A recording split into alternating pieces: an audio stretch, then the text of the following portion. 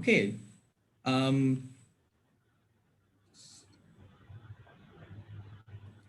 See, I think I need to share screen. Yes.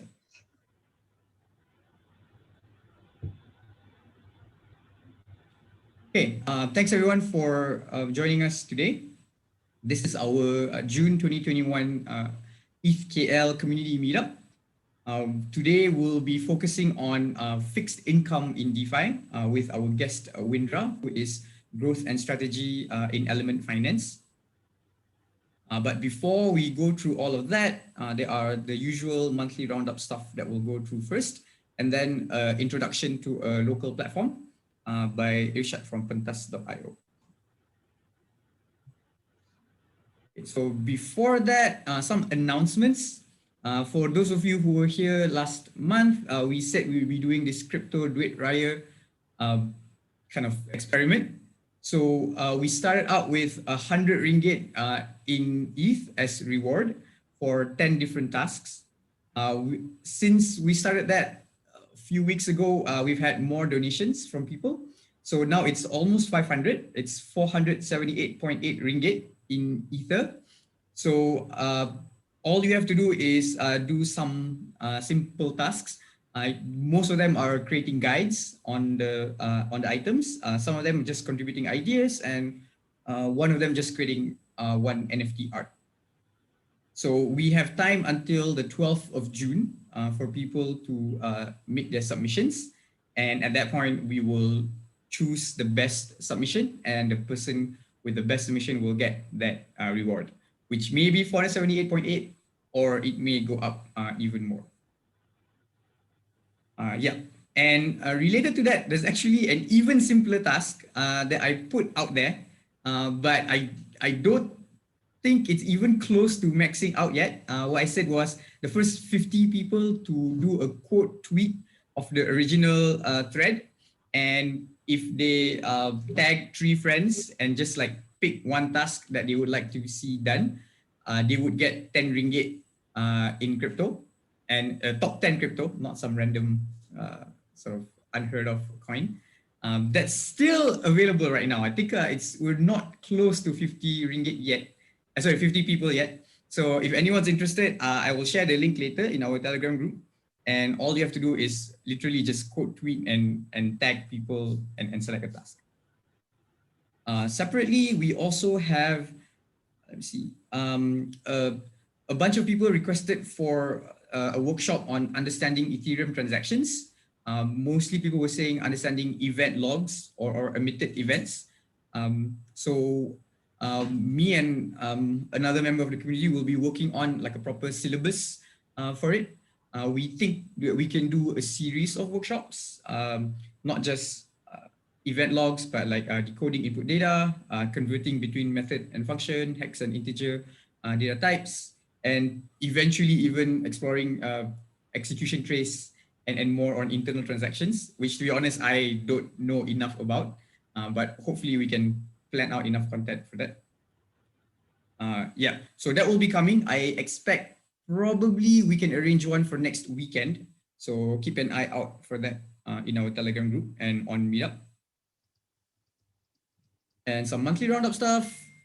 So if all of these links will be shared later, but there was someone did a kind of a fundamental analysis of Ethereum, comparing their Q1 earnings for this year versus last year. And yeah, I mean, the summary of it is all the numbers like shot up like crazy. You can see that, for example, transaction volume went up by 2000%, and crazy numbers. So if you were to value Ethereum the way you'd value kind of tech companies like, let's say, AWS or Amazon or other companies, then it's showing good metrics for you. Another big news is sort of we've had 2 optimistic rollups that kind of launched this or last month. It's launched with an asterisk because it's not fully launched. I think in both cases they are requiring whitelisted projects only. Arbitrum announced they're going full launch, and essentially my understanding is anyone can create a project. They have a whitelist, but it's just to stop like from random people spamming the blockchain with useless projects. And Optimistic is a bit more conservative. They have a whitelist that's a lot more restricted. But on the other hand, they do have an Explorer up already versus Arbitrum, which is not out there yet. There's also a cool Twitter thread comparing between the two, the similarities and differences, which I will link later. Some stuff on EIP 1559. For those of you who've been following, it's going to be up in July. Supposed to be targeted 14th of July, but I think there's at least a 2-week delay. They found some issues, so it's at least right now it's probably targeted for end of July, although that might be delayed a little bit. I think the latest is still going to have to be August regardless, because there is a difficulty bomb that needs to be diffused. I won't go into that. You can Google that later. Difficulty bomb Ice Age, or if there are people who want to explain more in the chat. But yeah, so as people are getting ready, there's some sort of complaints and so on, because even though EIP 1559 makes transactions more predictable on Ethereum, some sort of infrastructure providers, such as wallets, have said that it's not actually that straightforward for them. Even if it's more straightforward for the user, it's a bit more complicated for them. So there are some discussions going on around that.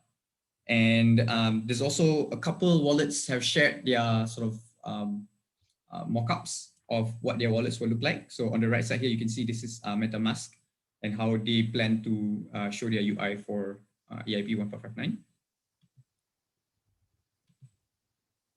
Then another cool, interesting story that's happened is that so Vitalik, co-founder of Ethereum, was kind of airdropped like billions of dollars worth of meme tokens.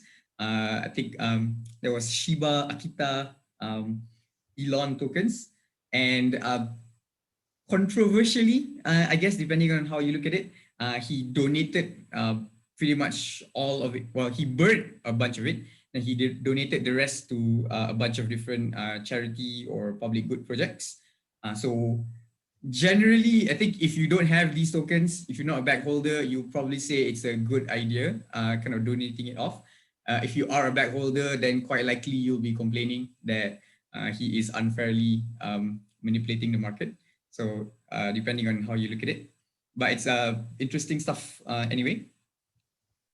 And then on some local news, so Phantom, which is another EVM blockchain, they've interestingly sponsored the Petronas Sepang racing team for the Italian GP. So that's a kind of a cool story to share. And Luno partnered with, if you guys know this social media account, Bro Don't Like That La Bro, who have done a lot of kind of popular comics. So they've kind of partnered to come up with this comic about Bitcoin and cryptocurrencies, which I will also share the link later. Okay, so without further ado, we will invite Irsyad from Pentas. Let me allow you to share screen quick.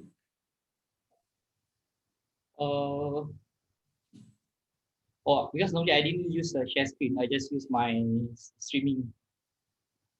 Okay. Let me see. Yeah, I can change it to speaker view, so everybody should be able to see your screen. Okay, thank you, Harif, for the opportunity. I will talk about Pentas. I will explain what we are doing, what is our roadmap. But I won't talk about what is NFT, because I believe this circle is most of us is we are tech savvy. That's why we are here. So to cut it short, okay, Pentas, how do we address ourselves? Pentas is actually an awesome multi-chain NFT marketplace. The keyword is multi-chain NFT marketplace. Why we use multi-chain, I will explain it later. All right. Again, I won't touch. Oh, there's this blocking. Okay. Let's see. Does this block the screen? No, right? Anything blocking the screen? Okay. Again, I won't touch details on what is NFT, but the key factors that I would like to take from here is actually we are established by a group of passionate Malaysians. So our team is 100% Malaysian. Is core development is done by me, and even our future expansion is part of our target is actually to bring in more developers from Malaysia to build talent, to build local talent for international adoption. And at the same time, since I mentioned earlier, we are multi-chain. Actually, our target is to make people's life easy. Means when they come to Pentas, a single click multi-chain accessibility. You don't need to, how to say, if you want to mint something, I need to choose Ethereum network, I need to choose Tezos, or I need to choose whatever. So you don't need to make that decision. Just come to Pentas, everything is here, one click multi-chain accessibility.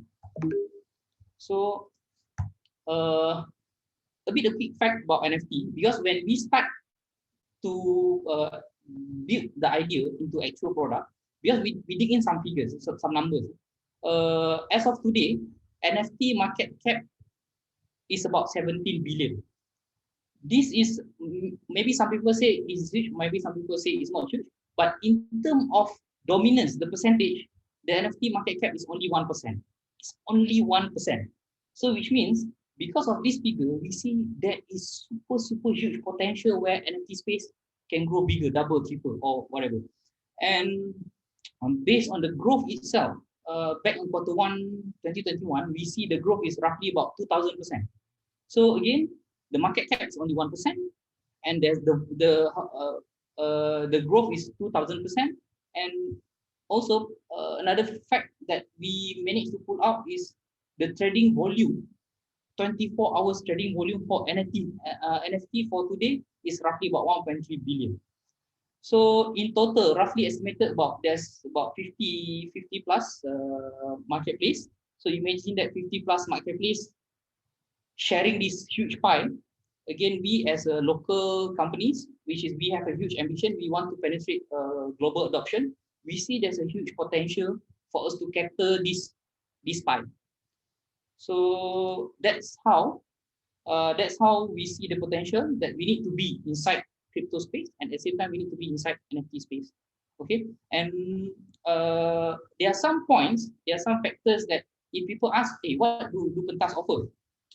Part of it is very common, like common marketplace, they will offer buy and sell, but there are some key component that what we do is actually one of the novel approach. Since the beginning, I emphasize almost the same thing. We provide a multi-chain solution. We purchase and collect NFT in a multi-chain option. You don't need to root or to vote or key into any networks, because as of now, there are some certain conditions that we are not sure which network is a true winner. It can be Ethereum, it can be some other network. But in order for a marketplace, in order for a product to be on top or to be routing into only one market, only one network, why not all? Why not you provide a solution where you are some sort like an indexer, which means your solution, your product, your platform has easy access to whatever network that we are going to be integrated.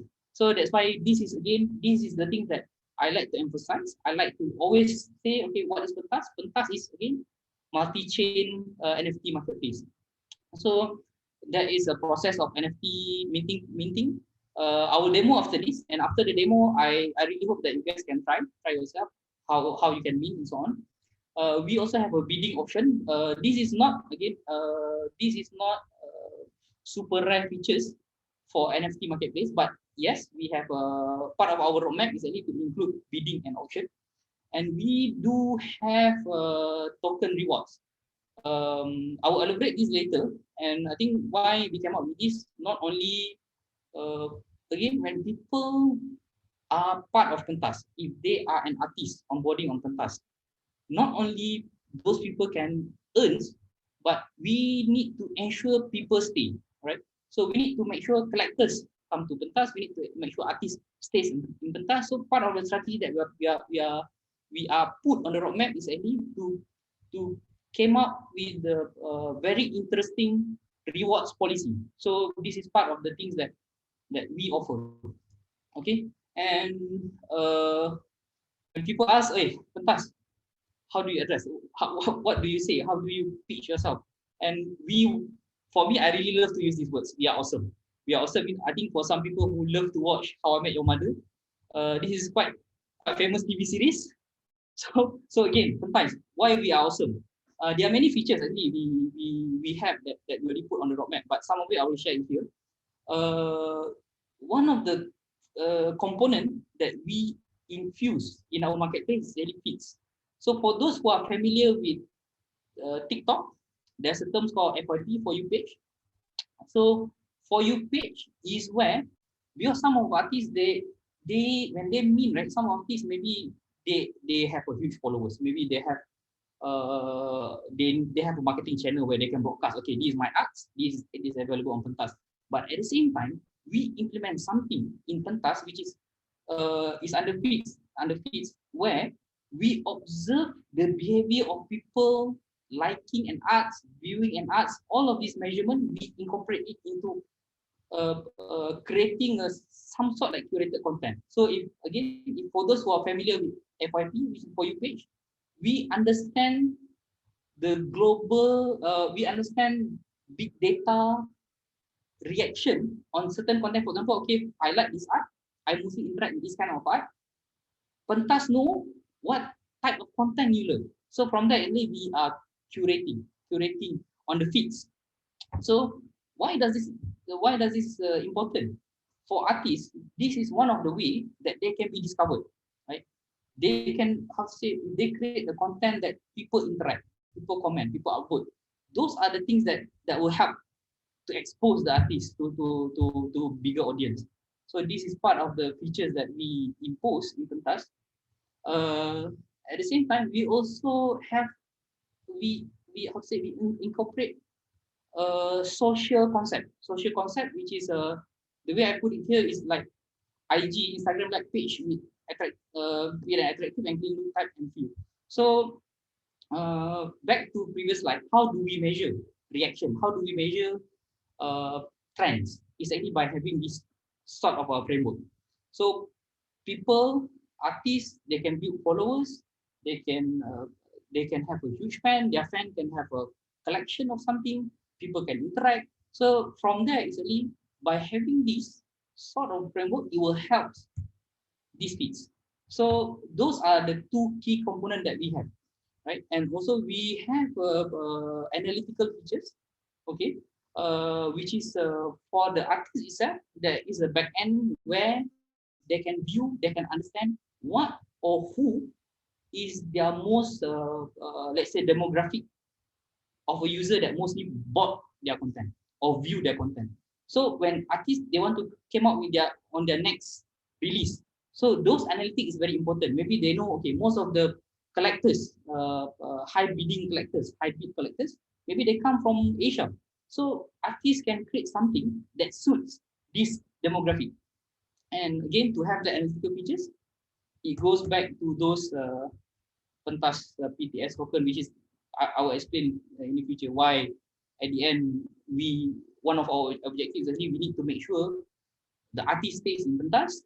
At the same time, we also need to make sure collectors, buyers will come to Pentas. Not only we provide multi-chain accessibility, it is super easy access, it is rewarding, it is how to say, is comprehensive, combining all factors. So yeah, this is the thing that I mentioned earlier. So we are awesome. We combine all blockchain network into one. Okay. During MVP, we start with Binance Smart Chain, and we are currently doing a close collaboration with some other networks. But because our launch, our target is on this month, end of this month. So we will start with Binance Smart Chain, and along the way we will expand into some other chain, which is Polkadot, Tezos, and maybe Ethereum version 2 or maybe Ethereum version 1. So it is part of our objective and ideology and also roadmap that at the end of the day, our target is to support multiple chain. So we are fair to everyone, because part of us that we understand, we are not sure who is a clear winner of a blockchain space. So we are one-stop solution.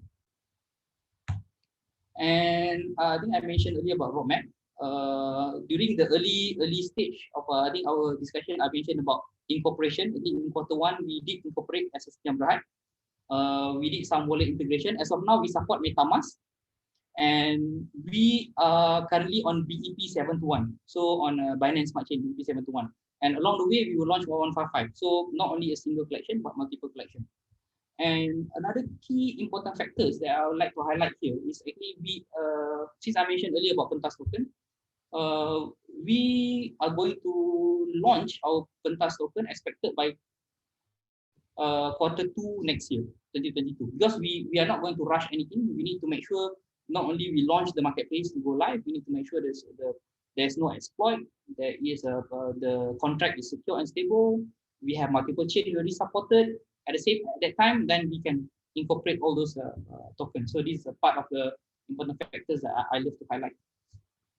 So this is the things that I mentioned earlier. So a part of features that we are going to release, a part of key factors or component that we have.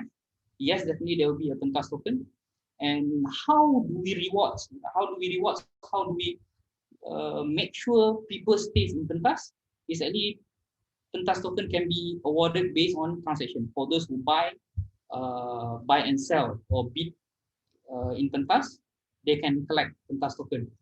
Another thing is another thing I like to highlight is called this perks.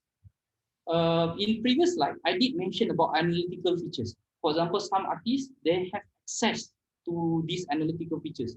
So in order for user, it can be a normal user, it can be an artist, to access special perks of Pentas, then they need to hold certain X amount of Pentas token. Because at the end of the day, we help both parties. We help the artists, we help the collectors and buyers. We help everyone. So we also can use that Pentas token as a governance. As a governance means, for example, there is an artist of the month or featured artist. So by holding the Pentas token, it's easier for you to be featured based on rules and regulation and based on governance voting. So those are the things that we have in plan. But yet, Pentas token is not going to launch as soon because I think in the roadmap we did mention about it will be available by quarter 2 2022. So it's still a long way ahead. But what we are going to achieve today is I need to make sure the marketplace is go live. We need to make sure it is functioning and working. We need to support at least 2 networks, and we will evaluate the performance and stability, and we scale up from there. Once everything is scaled up, then we talk about Pentas token. So I think this is part of the information. So the name is Pentas, ticker is PTS, and it is based on PDP 20, and token supply is 100 million. So I think this is part of it. Sorry, Irsyad. We're kind of like going over time a little bit. Can you end it in the next couple sentences? So again, other than our products, people behind us is actually there are 5 of us. Me, which is I'm the one, which is the guy who code, and we have, I think I mentioned earlier, we have a few other people, and I think this slide I will share it in our Telegram or a few of our channel.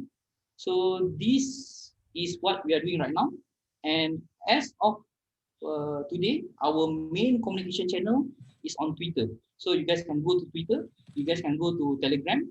From there, you can get the latest information from us. And since here most of us is a developer, I think most of us is tech savvy. You, as of now, you can go to testnet.pentas.io, right? You can start mint in Pentas. So you can just try mint. You can view the marketplace. You can you can check what is the component that you have mint. And yeah, I'm strongly advise people, for those who are here, go to testnet.pentas.io, test it, experience it. If you guys have any feedback, you can come to our main Telegram channel, communicate with me, get in touch with me, so that we can further improve. At the same time, we can further flourish the economics of this marketplace. So again, thank you for the opportunity. Hopefully this is useful. And if you guys have any other question, I'm more than happy to answer. Thanks, Irsyad. We'll if there's any questions, feel free to ask in the chat, or we can like stay back after the meetup ends, and then we can kind of just like lepak and have more discussions there. But in the meantime, I would like to welcome Windra. So Windra, can you share your screen?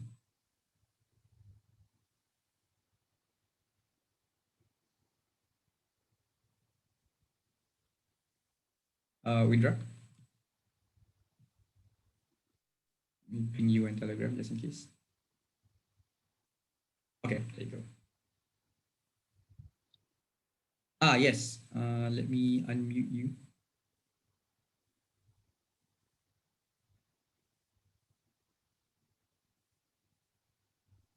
Hello? Okay. Hey, yeah.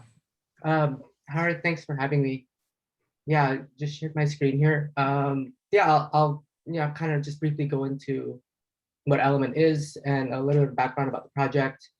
Thanks, like I said, thanks for having me. I think this, talking about fixed yields in general and talking about DeFi as an intro course and as a gateway to kind of like the unbanked system of kind of like the future is really important. I would say Element started right after the summer of last year. We've been working on this project for about 9 months now.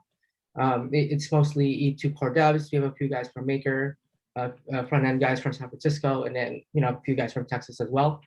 But essentially what we're bringing to the market is a high rate fixed yields in the form of a discounted asset. So essentially we're trying to give users the ability to buy, Ethereum, Bitcoin, USDC, or initially DAI as well at a discount. So yeah, I'll just go ahead and kind of go into it.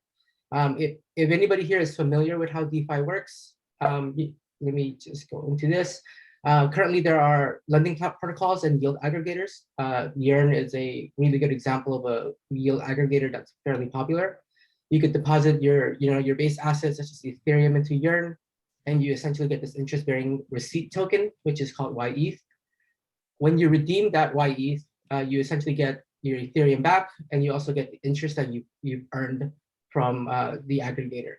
So this is one example of a yield aggregator, and this is one example of a lending platform. So you can bring your USDC into Compound. You get this CUSDC, which is an interest-bearing receipt token, and then, like I said, if you redeem it, you get the USDC back, and you get the interest that you've earned so far from the protocol. So what we do differently is that, we allow users to deposit via Element, the protocol. We wrap a yield aggregator such as Yearn, but we split the token into two. So you get your principal token, and you get your yield token, and the principal token is redeemable for your base deposit, which is in this specific use case or scenario, it's 100 ETH, and then the yield token is redeemable for just the interest that you've earned over that period of time. So in this situation, an example, this user chooses a 3-month term. So as you can see here, at the end of 3 months, if you just have the principal token and you redeem it, you get your 100 ETH back, which is your principal deposit. And if you redeem just the yield token, you get that 20% APY, which is, if you divide that by 4, because it's 3/4, you get 5 ETH. So, why this is important, it's similar to the traditional finance versions of an interest-only kind of split between your principal and your yield. And this is where the fixed rates come from. So, typically, if you're a user and you've deposited your ETH into, a 6-month term, your assets are being put to work in the yield aggregator for the next 6 months. However, if you want your Ethereum right now, you would have to kind of sell that principal token into the AMM or into the market at a discount. So, one principal token of ETH currently, if it's trading at a discount, it's trading at a discount because it's not redeemable for 1 ETH. At this current moment, it's currently being put to work. So that opportunity cost market is what creates a discount for the users. So I think the biggest question is, what is kind of like the new tech that we're kind of bringing into the market, and we're kind of bringing this convergence curve into the AMM. It's essentially a customizable trading curve. So initially, when an asset is put into the AMM, it's currently trading at a discount. But then as it approaches maturity, it starts to gravitate towards a one-for-one value to its underlying asset. So, for example, USDC, if a USDC principal token is currently trading at a 5% discount, every single day it starts to kind of gravitate towards a one-for-one value to USDC. So at maturity, one principal token USDC is actually worth one USDC. So to move on. So this is how users get fixed rates. So if I have 10 ETH and I see that the current principal token is trading at a 10% discount, I could buy 11 principal token ETH. And then when I redeem that in 1 year, it's redeemable for 11 ETH. So like I said, it's very similar to like a zero coupon bond that like the treasury issues. If you're buying a zero coupon bond that's redeemable in 20 years, you could buy it for like $80, and then of course that $80 is worth $100 in that 20 years. Of course, so we're trying to kind of make that into a much smaller time frame in order for users to be able to not have to speculate for significant amount of time per year. So this is one of the questions we get the most. Why would you want to sell your assets at a discount, right? So if I have 100 ETH and I've deposited into Element for 6 months, why would I want to sell my 100 ETH at a discount? And this is one of the mechanisms that we've enabled users to be able to do. We call it yield token compounding. So, in this example, I'll go ahead and guide you through it. Johnny deposits 10 ETH into a 1-year lockup at the Element vault. He mints his principal token and his yield tokens. So he gets 10 of each. And then he sells his principal tokens at a discount. So let's just assume that the discount is slightly over 10%. So he gets 9 ETH back. So if you look at down here in the bottom right, after he sold his principal tokens, he's ending up with 9 ETH, and he still has his interest tokens that accrues that 20% APY for his initial 10 ETH deposit.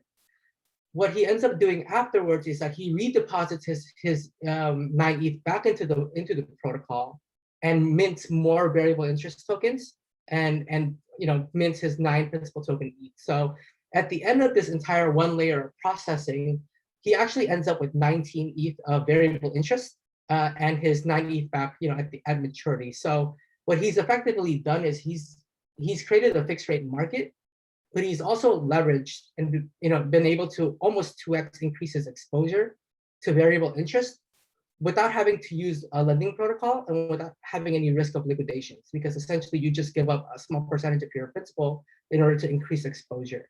So we've kind of done a little bit of math and simulation behind this. So if you kind of look at the end result here of 9 principal token ETH and 19 ETH, you can see how the math kind of breaks down.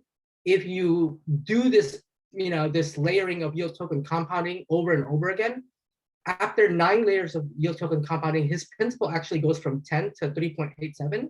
But if the variable interest stays consistent, he's actually increases yield exposure to 65 ETH. So he's now getting 20% of that 65 ETH.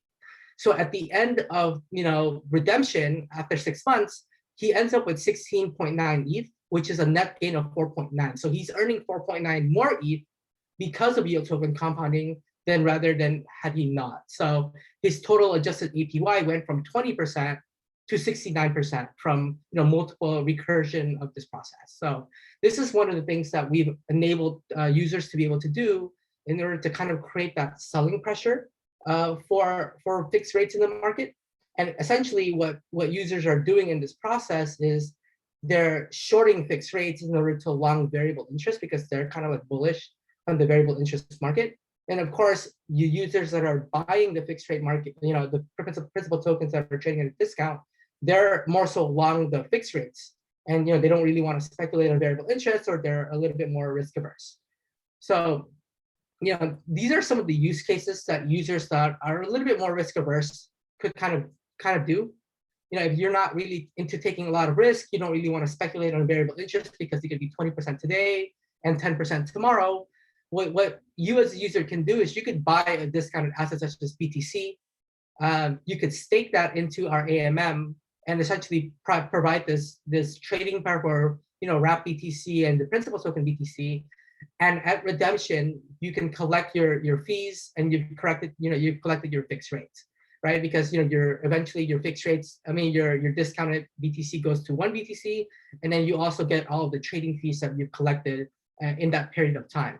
And what's really, really cool here is that, as I've shown you in the convergence curve, because eventually the discount goes away, even if you have, if you provide a trading pair of wrap BTC and principal token BTC at 50-50, like let's say 5 and 5, and then at the end of this process, you end up with either 10 wrap BTC and 0 principal token BTC, or the other way around, you have 10 principal token BTC and 0 the wrap BTC. It's all worth the same thing because everything is worth 1-for-1 in value, which means that you don't actually suffer from any impermanent loss. So it's a really safe way for users to be able to just gain yields on AMM fees, which is providing a level of service and earning fixed rates. So this is one type of user. This is the different type of user that wants to kind of take advantage of the primitives that we offer. When you deposit into Element, you get these yield tokens and the principal tokens. They're both liquid, so you can stake both of them into the AMM into different markets. And the yield tokens kind of create this interest rate, trading market where users can kind of, either take future yields from some of their, initial deposits, or they can kind of just swap between different forms of interest rates that are out there in the market. And you can also, like I said, you can also stake your principal tokens into the AMMs and earn fees from essentially both primitives that are trading in the market. So yeah, this is one user that can kind of take full advantage of the primitives. And then this is like one of the things that we enable for users to do is to be able to speculate on a variable interest of one asset while still being able to maintain exposure to another asset. Like for example, currently in Compound or in a lending protocol or any other yield aggregators, if you want to be able to earn yield on USDC, you have to be holding USDC, right? You have to deposit USDC into the vault, and then you essentially get this interest-bearing USDC position. And what we allow you to do is essentially create this process where even if you don't want to hold DAI, you can still earn DAI interest rates and kind of go back into your major asset that you're essentially really I would say bullish on. So in this specific example, assuming ETH price is $2,000, Johnny sells 150 ETH for 300,000 DAI. He deposits that into the DAI vault because he wants to speculate on and earn the variable interest from DAI for the next 3 months. He mints the principal token and the yield token for DAI, and then after he gets those two minted tokens, he sells his principal token DAI at a discount. So he creates that fixed rate market for somebody else, and he gets back 148.5 ETH because that's the 4% discount. So at the end of all of this, he actually goes back to his ETH position. And he still holds his $300,000 worth of variable interest in DAI. So he effectively paid 1.5 ETH to be able to hold $300,000 worth of variable interest that's earning in DAI. So if you look at the DAI market or the DAI strategy currently in Yearn, it's earning about 10%. So if you do the math around all of this, he could be earning somewhere around $8,000 worth of variable interest in the next 3 months, while still being able to kind of see the upside of Ethereum because that's what he wants to hold. So that's what we enable users to do. Essentially, it's the ultimate form of capital flexibility because you're able to really control what you want to do with your principal, and you really get to control which variable interest you want to be able to speculate on. So I think I thought my presentation was only 15 minutes, so I didn't want to go over. I wanted to leave a lot of room for questions, and I just wanted to be able to kind of explain to everybody what Element is and kind of like how it works. But yeah, I think there's a lot of different use cases here, and I'm open to any questions that you guys might have. Someone asked a question. Okay, thanks, Windra. So for those of you who are familiar, feel free to ask questions in the chat, or if you want, let me allow people to unmute. But before we get to the kind of audience questions, I always like to kind of ask our guest kind of expand a little bit more about your backstory. Like, how did you join crypto or Ethereum, and maybe explain a bit more to the listeners here, like where you've been for the last few years, just so they know. Yeah. So I've been in crypto and blockchain for maybe about 5 to 6 years now. I initially started in project analysis and research back then, 2016. I think it was barely starting out, and it was something that I was really interested in because it was new technology. And I've been in Southeast Asia and kind of like going around Singapore and Malaysia for the past 4 to 5 years, and that's kind of like how I got to know Harith and the rest of the community. But yeah, I've mostly focused on the token economics side, just the economics and protocol engineering around how incentive modules work. And I kind of just stayed into that. I thought finance made the most sense for DeFi and for blockchain. So when the whole thing emerged in 2019, I really thought it was promising, and I just chose to pursue it. So that was a little bit about my background. Prior to that, I was mostly doing operations and manufacturing around Southeast Asia. But yeah, for the most part, for the majority of the past 6 years, I've been kind of like doing research around blockchain technology. So yeah, that's a little bit about my background. There were some questions in chat. Would you like me to answer those, Harith? You can. Would you just repeat the question before you answer, so that people who watch the recording later know what the question is? So there's a question from WinSQ. It's saying, so basically it's like leverage farming. Well, we enable users to be able to increase their exposure to variable interest. They don't necessarily have to do it, but basically we allow users to be able to quote unquote increase their leverage to variable interest.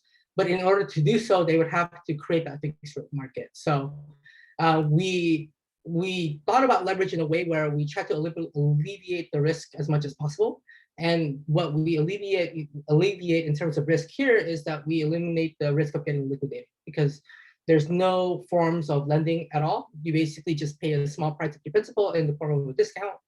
You create that market, somebody gives you their assets in exchange for that fixed rate. And then you can use that to repurpose your capital to, redeposit into Element, or you could even go to a different lending protocol, different aggregator, and essentially you reutilize your capital elsewhere. So that's to answer that question.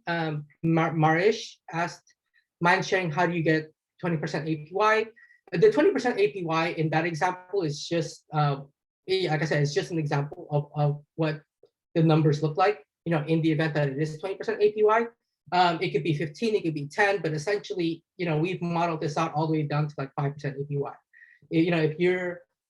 If you're, for example, the variable interest is 5% and the fixed rate market is 2.5%, you could actually earn a 2.5% fixed rate, but use the principal token that you purchased to stake into the AMM to further get and earn AMM fees. So we've modeled out, some of the fees and what they would look like. If the trading volume for like a 90-day term period is averaging about $1.5 million a day, you earn it in roughly an additional 12% APY. So even if you're only earning a 2.5% fixed rate, you can get maybe around 10 to 12% additional APY from the AMM fees. And what's really interesting is that we've seen the market kind of crash in the past couple of weeks. And what happens to the lending rates on Compound and Aave is that they've drastically gone down from like 9% to 2 or 3%. But you can see that on Uniswap and on Curve, the trading fees are still really, really high. People are earning like $1.5 million worth of distributed trading fees over that 1 week period. So we know that in the event that there's a bear market, trading still happens and users can still be able to earn fees. So we've kind of tailored and designed a lot of our protocols around being essentially market resistant, so that users can kind of essentially still earn yield regardless of market condition. So that's to answer that question. We have another question from Johnson. Is the convergence curve implemented with bonding curve AMM? It's not. So the convergence curve is a customizable trading curve that we've implemented on Balancer V2. Currently, Balancer V2 is the only AMM that currently supports these type of trading curves. I think yield.is is currently creating a meta factory for that as well, but currently only Balancer V2 supports it, and it's not a bonding curve. It's not implemented with the bonding curve. When SQ asked, what is the main difference between Element compared to Pendle and APY? So Pendle's principal token side is not tradable. We've actually had a discussion before with them. They're entirely focused on the variable interest market trading side. And they essentially use a different type of a trading curve. They use a decay trading curve for their variable interest.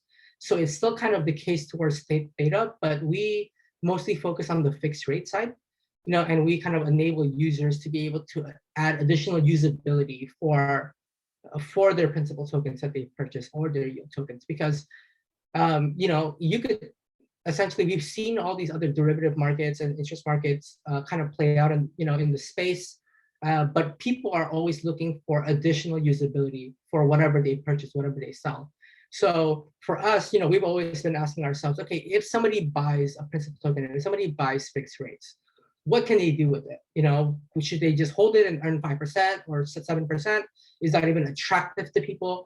We want to be able to enable those different functionalities so that they still stay attractive. So even, like I said, even if you're purchasing a 5% fixed rate, you could still use those assets to stake it into the AMM, not suffer any impermanent loss, and earn trading fees. And in that case, your APY goes up. So that's the difference between us and Pendle. And like I said, APY is mostly focused on future yield. So they're mostly also focusing on the yield token side. Essentially, when you split the assets, they want to focus on you being able to sell your variable interest upfront and earning, initial capital before, not having to speculate on future variable interest. Somebody else can take that position. So that's the difference between us and them. We mostly focus on the deposit side. You're just your base principal and basically creating an incentive for users to want to sell their principal tokens to create that fixed rate market for everybody. So yeah, that's to answer that question. Are you looking at any other interest-bearing products other than Yearn? So we are. We're always considering. We've been recommended to look into Curve, Compound and Aave is something that we've also been looking into as well. Currently, we're working with Yearn because they provide, in terms of risk to reward, we think that they're fairly safe and they take a lot of different precautions towards risk and security. They're a great aggregator and they're able to kind of create those high yields. So we think that those high variable interest rates, like I said, if you are able to capitalize on high variable interest rates, you can also drive high fixed rate markets, high fixed yields to the fixed rate markets. So that's essentially why we chose to use Yearn at the beginning. But like I said, we're always open to other suggestions. And like I said, in the event that the community would like a different strategy as well, we can also look into that. So the next question is from Muhammad Rafiq. He asked, will this product go multi-chain? Well, so we currently function as a middle layer between two different protocols. We wrap Yearn and we utilize Balancer as an AMM. So, if Yearn goes multi-chain to be able to aggregate different yields, then we can definitely wrap and follow. But additionally, to be able to kind of provide the market for fixed rates and for variable interest rates, we would need to have Balancer also go multi-chain, or even just go on an L2 to kind of be able to facilitate trades at a much cheaper cost than it currently is. Although Balancer V2's trading fees are relatively cheaper at the moment. They've been able to subsidize a lot of your trading costs, and the gas cost overall is just a lot cheaper as well. So yeah, I think that's all the question. Oh, so how about a token? Okay, so Asmar asked, how about a token? How would that add value to the project? So one of the things that we've learned, and this is something that our team has kind of gone through multiple times, some more than others. One of the things that we've learned from the last bear market is that you relying on a specific native token to generate a yield is not sustainable when everything takes a downturn. So we've essentially designed our protocol economics are on a way to generate organic yield even without the necessity of a native token. So if you look at some of the most successful protocols out there like Uniswap and even Yearn and Aave, none of them actually rely on their native token to be able to attract users or generate yield. right? So we essentially want to design our protocol the same way, in a sense that you're able to just earn fixed yield right away. You're able to leverage your variable interest right away, and you're able to kind of take those specific primitive assets and put them into AMMs and earn additional fees, earn additional organic yield without the reliance of a native token, so that users, in the event of a bear market, when all the everyone's altcoins are minus 90%, we're still able to earn organic yield for our users. We're still able to earn trading fees. We're still able to earn fixed rates for our users. So yeah, that's those are all great questions. We get those questions all the time. I think there's a lot of different ideas and products that users can build on top of our platform. People that want to focus on just the interest side, they can. People that want to focus on the fixed rate side, they can as well. But we launched our testnet about a month ago. So far, it's been going really well. We've been iterating on it for the past month or so. We're releasing our mainnet in about 3 weeks. If you want to try it out, I do recommend. It is a fairly complex product. We will be releasing 2 different interfaces. One that says save, which allows users to just easy one click to buy fixed rates, and then we have like a more advanced, I would say, platform for users to be able to trade and to kind of leverage and to speculate on variable interest and so forth. So yeah, that's. Yeah. Okay. Thanks, Windra. You don't get to get away so soon. There's a bunch more questions. Yeah, no worries. So since you mentioned token, the natural question when we talk about tokens is how does the project itself earn? Like, how do you guys make revenue for yourself? So do you have any ideas for that yet? Yeah. So Yearn actually offers a really generous referral program. So they do a profit share because they take fees, they take performance fees, and they split that with any of their referral partners. So we're one of their referral partners. So that's one way that we're able to earn fees. But also, additionally, we take a percentage of the trading fees that happen on the AMM side. So in regards to whether or not we're taking any performance fees from our specific users, I don't think that's something that we want to do initially. If we do create our own vaults, we do create our own strategies and products, we might.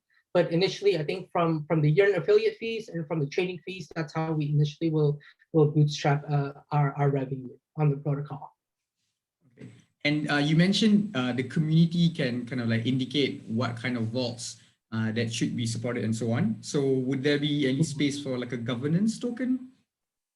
Well, so we've been thinking about governance a lot, and our COO, Charles, he actually came from MakerDAO. He was head of governance architecture there, and he's been focusing on governance for design for our side as well. We've seen, and he's seen a lot of different pain points in terms of what he's learned from what works and what doesn't from governance, and he's trying to create an architect, one that he thinks is ideal for the current market and also going forward. So in regards to how that governance structure is going to work, we'll be able to kind of give a little bit more information about that when the time comes. But I think one of the things that we've looked into and thought about a lot is we want governance to be a voting right for all users, not that participate on the protocol, as opposed to just the ones that have capital. Because some of the more valuable users might be the ones that dedicate a lot of time, submit a lot of proposals, are really active in the community. So we want to be able to get everybody, really involved in that form of governance, and that's something that we're thinking about a lot. Okay, cool. Interestingly, Ribbon, who were our guests last month, and now launched the token almost right after our meetup, and they made it like not tradable. So it kind of, I think, tallies with what you were saying. Okay, I'll let you answer Win SQ's question first. Yeah. Win SQ had a question. She said, in the previous examples, if you deposit 10 ETH, you can redeem it later for 11 ETH. Is it only guaranteed if the APY maintains at 10%? No. So the moment you buy a principal token at a discount, you've secured your fixed rates, right? So if you see in the market in the AMM that principal token ETH is trading at maybe 91 cents to the dollar, you know that it's a 10% fixed rate APY. So as soon as you buy it, you're effectively taking somebody's deposit position. So you've locked in your fixed rate APY. And we wanted to do that because what we've seen in traditional markets and what we've seen in DeFi even currently right now, a lot of people are playing around with variable interest rates to be able to create a fixed rate market. But however, if the variable interest rates go from 10% down to 3%, some of those fixed rate holders actually lose a little bit of their fixed rates. You know, it goes down to, I mean, they're still guaranteed 2%, but they lost the other 3 or 4%. So we want to ensure that the users lock in their fixed rates, and no matter what happens on the variable interest side, you know, they're still secured on their fixed rate side. This is another question from Hari. Is this order book or AMM? It's an AMM. So the reason that we chose to do an AMM is because we want to be able to enable users to have additional functionalities with their principal tokens and with their yield tokens. You know, if it's an order book, you know, you don't really get a maker and a taker fee. You essentially are just holding these principal tokens and these yield tokens without earning additional yield. You know, order books we feel are something that could be built on top of us. You know, additionally, we've been talking to a lot of other, you know, on-ramps, we've talked to exchanges. Those are ways for us to be able to have order book functionalities, right? If an exchange makes principal tokens tradable, you know, users can go there to be able to trade on an order book that's a little bit more, you know, accurate and specific. But, you know, in terms of DeFi, it's all about enabling yield, enabling users to be able to earn, you know, passive income, and having an AMM and the staking ability for all users to kind of put their assets to work even further is something that we want to be able to do.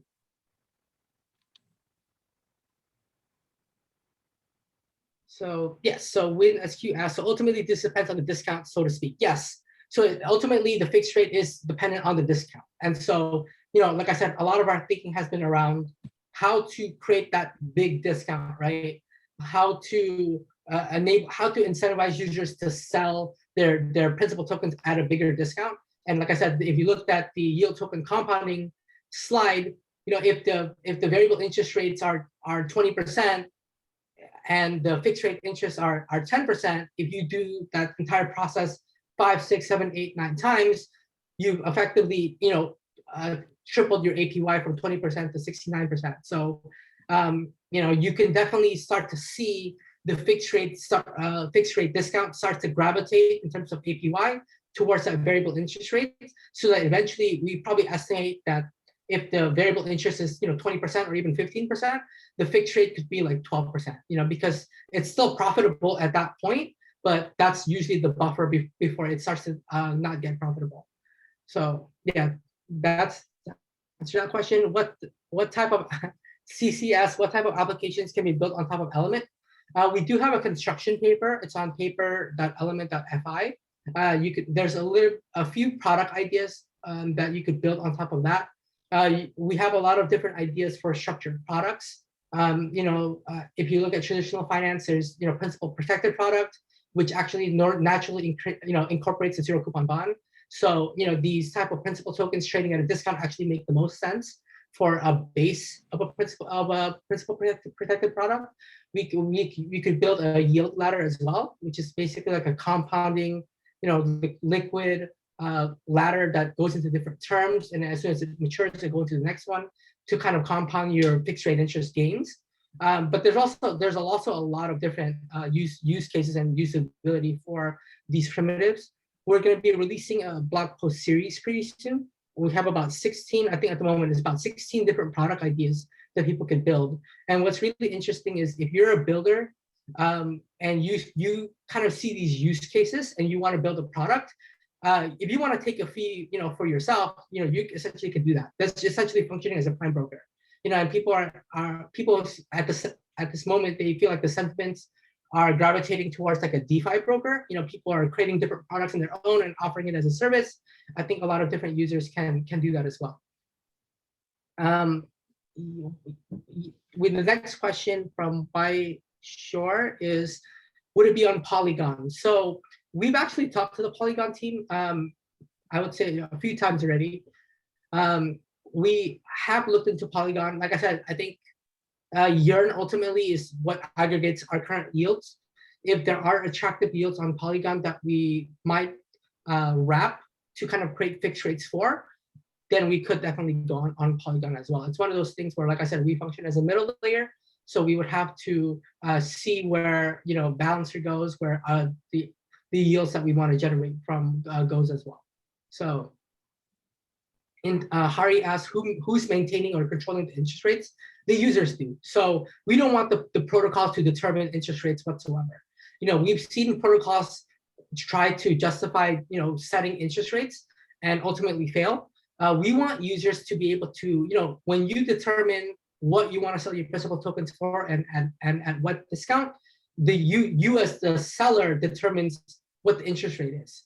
You know, and then when buyers, you know, when they determine their essentially their appetite for fixed rates, they also determine what the interest rates are. So if there's too many sellers selling their principal tokens and not a single buyer, then the fixed rate number just keeps going up and up because the discounts just keep going higher and higher. So, you know, and then ultimately maybe it might get to 10%, it might get to 15%.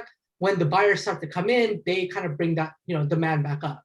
And so that's how the control and the maintaining of interest rate kind of fluctuate between the two, right? So it's like a tug of war between the people that are interested in fixed rates and the people that are interested in variable interest. So what's really interesting here is that in the AMM, assuming that there aren't a single buyer of fixed rates, like it's just all sellers, at the maturity, even if, you know, the discount rate is 20% and everybody's just dumping on the sellers of the AMM, the principal tokens are going to be worth 1-for-1 in terms of value to the ETH anyways, or the underlying asset.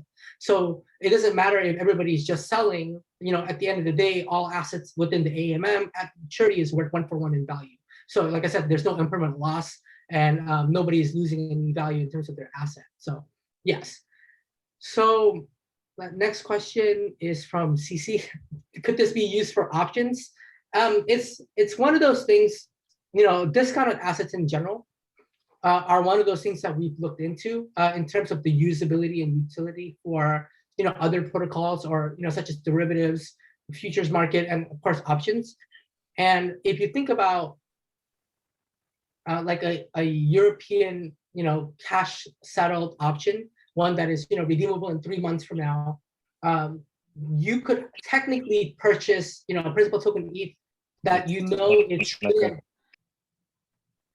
is trading at a discount at the moment, but it's going to be worth 1 ETH in 3 months.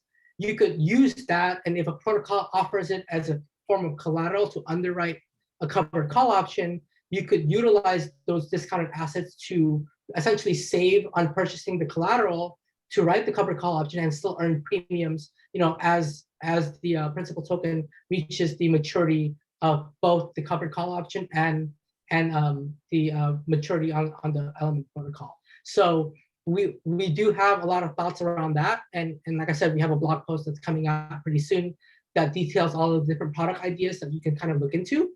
But yeah, that's definitely one of the different specific use cases that we've thought about as well. I think one of our goals is to be able to create multiple use cases, because the more use cases there are for principal tokens and for yield tokens, the more trading activity happens on the AMM.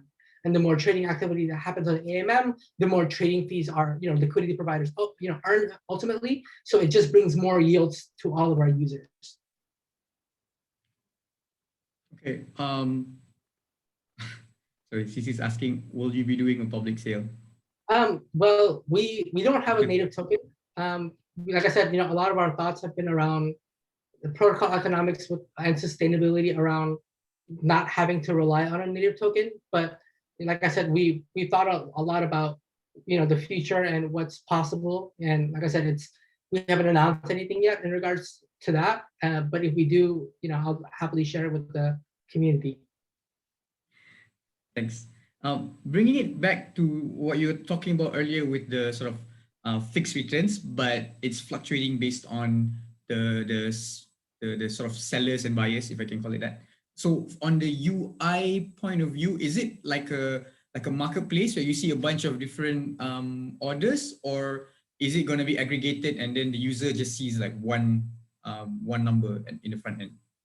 Yes, it's going to be aggregated. So it's going to be automatically calculated for you. So if you look, it's we're trying to make it look like essentially a Uniswap interface, where when you click an asset, it'll just pop up like what the fixed rate is going to be at this moment if you buy this amount.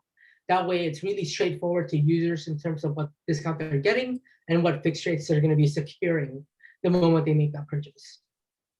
Okay. So like if I buy sort of a particular, I'm going to call it a bond, just to for ease of language. Someone else buys like 5 minutes after me, they might have a completely different sort of return rate or interest rate. Yes, correct. Yes. So it depends on, of course, like I said, it depends on the pool size, the AMM liquidity, but and the size of your purchase. If you're making a small purchase, it might not necessarily affect their fixed rates. But if you're making like a a huge whale purchase, then it might. Okay. And so would I get like an LP token or like let's say a NFT like with Uniswap V3 to represent my. So when you stake, yeah, when you stake your assets into the Balancer V2 AMMs, you do get an LP token. Yes, you get an LP token for your position that you've staked into the AMM. So Aaron just asked a question about Hi-Fi Finance. They do fixed rate lending. Well, we don't actually do any form of lending at all. We do buys and sells, right? So you're buying a discount, so you're securing a fixed rate. So I'm not entirely familiar with what Hi-Fi does, but in terms of fixed rates, like we just ultimately only do buys and sells of that market. But lending is something that could be built on top of us, right? Similar to if you think about any form of markets in general, they've always all started with buys and sells. Real estate started with buys and sells. Cars, commodities all started with buys and sells, and then eventually people build lending on top of that. We kind of want to build that same primitive where you essentially start with the buys and sells of fixed rates, variable interest, and then people could build lending on top of that. Okay. So kind of, I think what a couple of people were mentioning earlier, like this sounds like it kind of relies on the market itself having a high return. So what do you think will happen or could happen if and when yields, at some point it will eventually dry up and become a lot closer to TradFi, right? So what would happen then?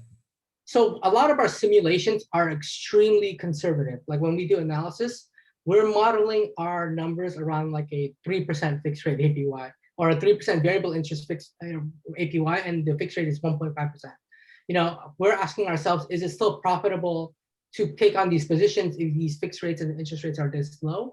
And by staking it into the AMM, if there is significant trading volume, it is actually still attractive because if, like for example, we've modeled out a fixed rate of 1.5% and staking that specific asset into the AMM, at like I said, a $1.5 million trading volume daily for the next 3 months, you're earning an additional 12% APY. So you're earning 1.5% in fixed rates, but you're also earning 12% in AMM fees. So these are some of the things that we've thought about in terms of how to incentivize users to still take on these positions and earn, total yield in the event that the market downturns, right? Because when the market downturns and everybody's yields are, 2%, 3%, we want to be able to still give users an avenue to earn additional yield on top of their 1%, 2%. So this is one of the ways. Okay, and a related question to this is, so because you mentioned Yearn, and like a few months ago, Yearn suffered this hack for their V1 vault. So what would happen if, whether it's Yearn or some other underlying platform, yield generating platform that you suffers a hack? How would that affect this product? So there's two things here. So number one, we because all the assets are essentially locked into a term, it gives not only us as a protocol, but Yearn as a protocol to be able to figure out, a way to kind of they've been relatively reliable in terms of figuring out compensation plans and restoring, assets back into the pool, without having, users automatically just react right away and sell, sell on whatever, panic sell on whatever is happening in the market. So that's one of the things that we're doing. Number two is that, we've always also been thinking about insurance. I know Yearn has been as well. I know you've seen the news recently, Nexus Mutual just, they published this diagram about being able to cover an entire protocol with insurance. So, I think both protocols are definitely, Yearn and us as well are exploring insurance opportunities for our users to be able to kind of alleviate a lot of those protocol risks and exploits. Okay, I'll let you answer the chat questions first. Yeah, so Johnson mentioned that fixed rate interest sounds more like 88 miles per hour. It does. 88 miles per hour. They determine their fixed rate interest via the average 30-day variable interest divided by 2 to determine the fixed rates. We don't want to rely on any sort of calculations for those type of fixed rates because black swan events do happen, like you've seen 2 weeks ago. What happens if they're assuming that, okay, if the past 30 days, the fixed rate, the variable interest was 10%, we can divide that by half and be conservative and say that the fixed rates are 5%. But if the market crashes entirely and the variable interest goes down to 2%, like it has now, the fixed rate actually suffers from that, right? Because now the fixed rates are higher than what the variable interest is now. So the users that are, quote unquote, guaranteed or fixed rates are not actually guaranteed fixed rates. So this is very common in traditional markets. Like a floating rate bond and a fixed rate bond do exist. When you buy a fixed rate bond at 5%, you're guaranteed that even if the variable interest goes down to 3%, if the variable interest goes down to 3%, the person that sells you the bond is actually subsidizing the loss. But if that happens in a protocol where the losses could be billions of dollars, I'm not sure a protocol could actually be able to subsidize those losses. Therefore, we're trying to eliminate those risks and just kind of allow users to be able to create the discounts on their own. Hari asked, what are the minimum and maximum for fixed and variable interest? Those are determined by the market. Those are determined by users. They could go, if it's like a crazy bull market like DeFi summer and the APYs are 25-30%, we think fixed rates could be anywhere from 15 to 20%. If it's like right now, where Yearn's APYs for DAI or USDC is at like 10%, we could definitely see like a 7 to 8% fixed rate. Yeah, I think that's all the questions. Okay.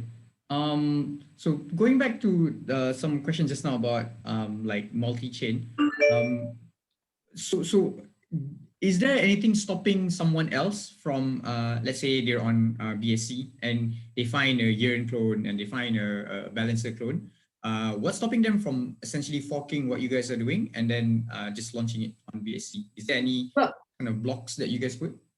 No, that I think that's one of the really cool things about open source is that anybody's allowed to essentially take anybody's code and use it, and we don't really particularly find any issues with that.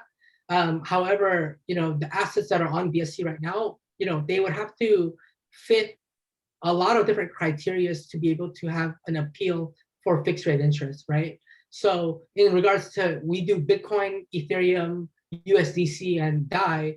USDC and DAI makes the most sense because they're stable coins, but Ethereum and Bitcoin are the two assets that people particularly are interested in buying at a discount because it's part of their investment strategy. They're like pretty much holding Bitcoin or Ethereum for the next 2 to 5 years.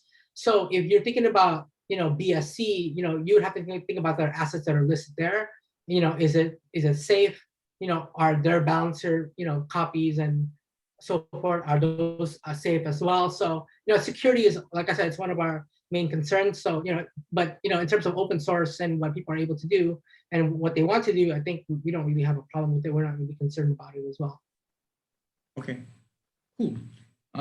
So you mentioned you've done your testnet has been running for a while, and mainnet's coming in 3 weeks. Any numbers you want to share about like people using like volumes?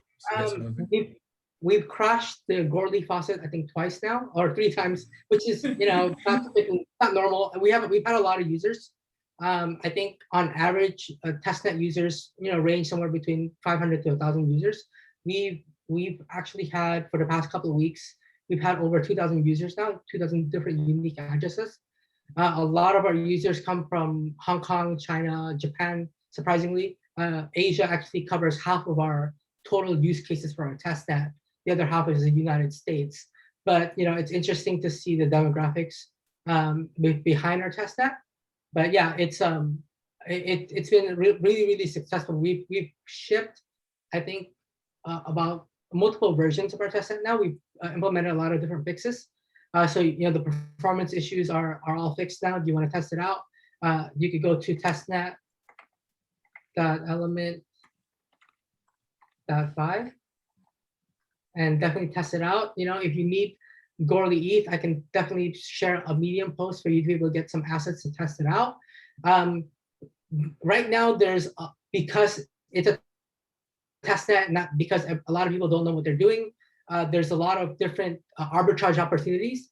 People who've read our papers and understand they're traders, they've gone into our testnet with one test ETH and come out with 2 ETH at the end of 30 minutes because they see the arbitrage opportunities. They see the discounts are too small, or the premiums are too big, and then they mint and they arbitrage. So these opportunities are probably going to be on mainnet as well, but we're not sure how long they're going to last for because, like I said, the market is really efficient.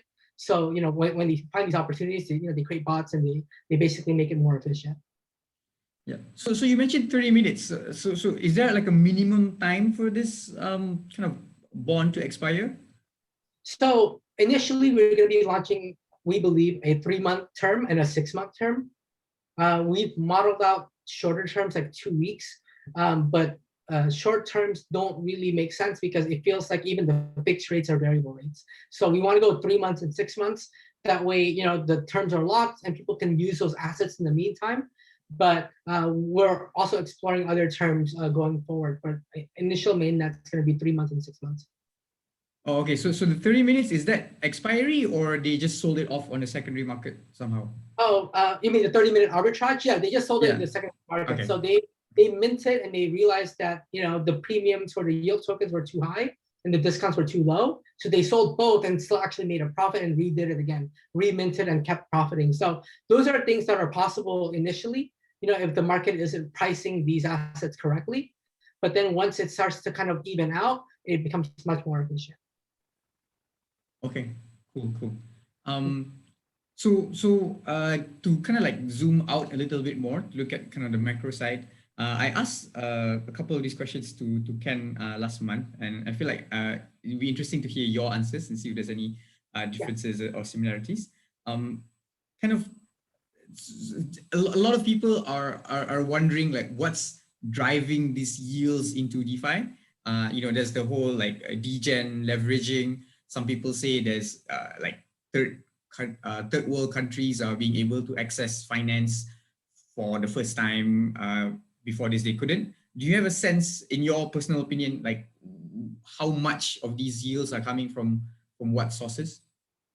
I think some of the biggest yield generating, I would say organic yield generating protocols out there are the AMMs, like Curve. I think Curve generates a lot of yield.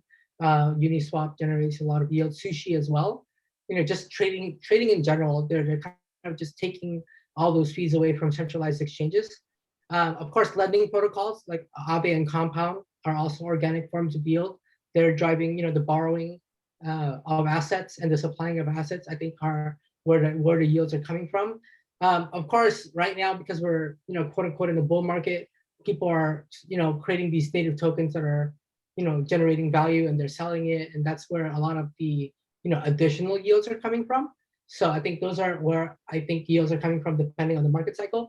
But when things start to really calm down, I would say when the market turns around, I think majority of the organic yield comes from borrowing and lending and from trading fees in general. Of course, it still remains to be seen. There's going to be a lot of other protocols that come out that are able to generate their different forms of yield.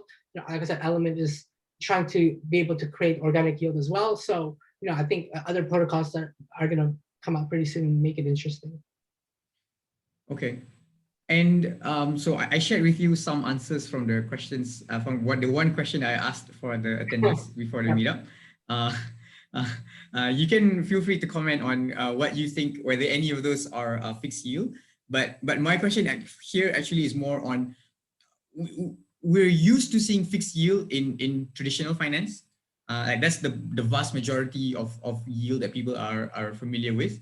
But in DeFi, it's almost the exact opposite, right? Like I personally didn't know any fixed yield platforms before Element. So why do you think that that's the case? And what's stopping, like, thousands of people out there, of potential projects out there, from creating these fixed yield protocols?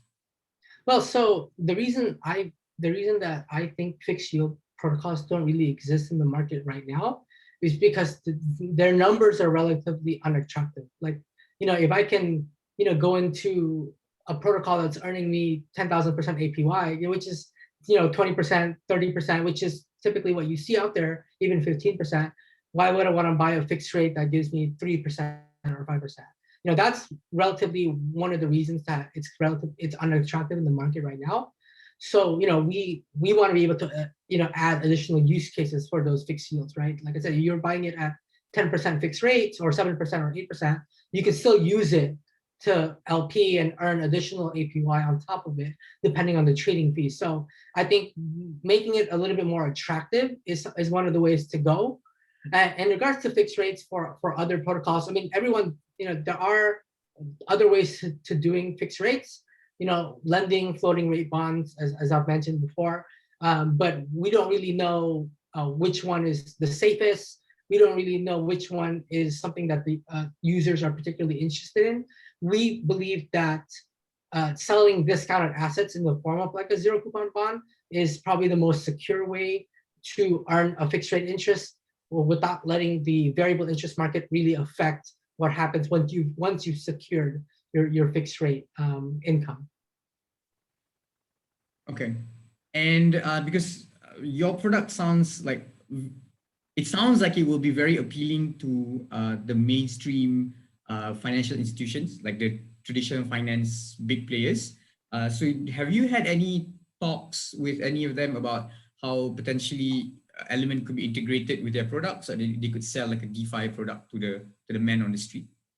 Yeah, both. So we've talked to like prime brokers, because prime brokers, their job is to create products, right? So we've talked about our primitives and how they could kind of create products based on some of their ideas, so that they could sell DeFi related products to their clients.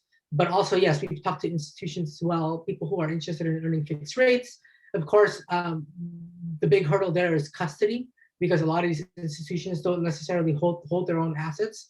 They don't hold their own crypto. They rely on a custodial solution.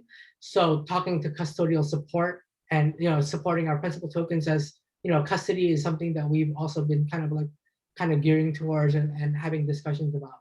So if custody support can hold principal tokens, they can effectively, quote unquote, be holding fixed rates for some of their clients. Okay. And from there, you feel free to not answer if you prefer not to, but like, do you have a sense of like any kind of alpha from institutional interest in DeFi specifically, on top of just crypto? I think there is a lot of interest, mainly because a lot of these different protocols don't really have a comparable, example in comparison to traditional markets.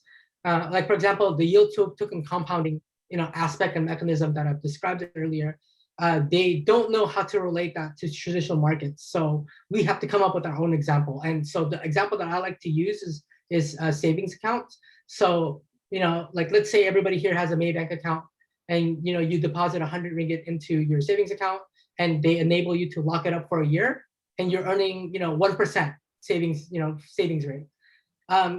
If Maybank allows you to split, your deposit into a coupon, and then your 1% savings rate into a coupon, but you're allowed to sell your 100 ringgit into the market for 99.5, and somebody buys that to earn their fixed rate, but you use that 99.5 ringgit to redeposit back into the protocol, that's how you're able to, earn a higher savings rate, and basically, quote unquote, increasing your exposure to the bank savings rate at a small discount, by effectively creating a fixed rate market. But if you think about the underlying strategy in all of this, even if you've done it 10 times and now you're down to 95 ringgit and you have like an 8% variable interest savings rate in Maybank or any other bank account, the underlying strategy is that you're still in a Maybank savings account. So the risk profile doesn't actually increase, right? You're not necessarily exposing yourself to a different strategy that's a lot riskier. You're still in the same, relatively conservative strategy. You're just able to, increase your exposure to that strategy. So that's how we're able to kind of explain it to them in a way that they, understand. But that's not something that's possible in banking systems and traditional markets right now. So DeFi and technology enables us to kind of create markets for both sides. Okay, so they're interested in these like new age kind of products that they're not Exactly. used to seeing. Yeah. Mm-hmm. Okay, so we have a couple minutes left. If anyone wants to ask any last minute questions, feel free to ask in the chat. Otherwise, I would just ask some more kind of like general how to get into the space kind of questions for Windra. Firstly, like the Element team is very much decentralized, right? So you mentioned like there's the E2 core devs, there's MakerDAO. So how did you guys like find each other before you even started on the project? Well, I think the crypto and space is relatively small, even because it's a very niche space still, and our team at its core are all a bunch of researchers. So researchers, we all kind of know each other, so we were all introduced to each other. I would say like late last summer. So we all, I think, fit a different category and strong suit that kind of really gels together. Like these guys are really strong in like technical analysis and mathematics. Some people are like Charles is really strong in governance. That's his expertise. I mostly focus on just protocol economics and token economics in general, and how incentives work on the protocol. So I do a lot of the growth and strategy and around product ideas as well. So those are like we all kind of just we're able to put this really strong team together. Will, our CEO, did a great job of putting all of us together and creating a solid team that's really well balanced. Okay. Sorry. Before you answer John's question in the chat, I want to ask a related question of like, there are people here who are not developers, who've been in the space for a while, and I guess it's two questions. So first, can you like describe like what does growth and strategy mean in the context of DeFi? And if someone wanted to emulate you in whether it's growth and strategy or some other non-technical position, like what would your advice be for them? Yeah. So even though I come from a non-technical background, I do take a proactive approach in understanding the tech. I think that's also important because you have to understand how the product works, and that does require a little bit of understanding of the tech in order to kind of put things together and see what works with what and what doesn't. So, but in regards to growth and strategy, what I do is I think about how we could scale, user acquisition, in regards to institutions like you mentioned, or also just retail customers, DeFi participants as well. Strategy around that is, of course, like how we're going to move forward with the protocol. Like, what's our initial first step in terms of acquiring users? What's our second step? I think a lot about product ideas as well. I think generating products and how they fit with what we're building, I think is really important. And in order to think about product ideas and integration, so like I said, that's part of strategy as well, integrations and partnerships, you have to really be focused on what's going on in the space. Like you have to know you have to be on the pulse essentially in terms of like the current events, what's coming out, how does this fit with your protocol? Is it a good idea? And then, those are some of the ways that I think, enables you to become like a really good business development, growth, or strategy person. You just have to be able to understand what's currently the current events that are happening in the space and how it relates to and how it is relevant to what you're building. Okay, so I think we'll let you answer that one last question before we wrap up the meeting. From John, yeah, he says if I have 100 USD and I sell it at a discount and reinvest it again to earn a 10% USD. So if you're reinvesting it again to earn a 10%, then the discount would be bigger, right? So if you're profitable earning a variable interest at 10%, then even if you're selling at a 5% discount, 6% discount, you're still profitable. You're still net profit. Like if you remember like I said, you could look at our paper.element.fi. We've run a lot of different simulations depending on the discount of the asset, depending on the variable interest. But I'm assuming that I'm selling at a 50 cent discount, so it's 99.50, and I'm earning a 1%. variable interest. So I'm creating a 0.5% fixed rate and earning a 1% variable interest, and it's still profitable. So in this case, if I'm selling at a 0.05% discount, or like a 5-cent discount, and I'm earning at a 10% variable interest, then the market is fairly inefficient, and people are going to correct that really fast. Either everybody's going to start doing the same thing and minting and selling until the discounted rate gets a lot bigger, or nobody's going to buy the fixed rate until it goes to that, I would say, suggested discounted rate. So that's to answer that question. But yes, in terms of like how the yield token compounding works, you essentially just sell your principal tokens that's locked in for a term at a discount, and then you repurpose that capital back into the protocol to essentially double down or almost double down on your variable interest position. I think it's probably better to look at an exact example, because I'm also happy to take this offline as well to just kind of explain it further to anybody who's interested. Okay, cool. So it's already 9:33. We're 3 minutes over time. I do want to make sure people can leave politely. So thanks a lot, Windra, for joining us today. So please thank him, everyone in the chat. If anyone wants to stay on after the meetup officially ends, feel free to do so. I will stop recording now.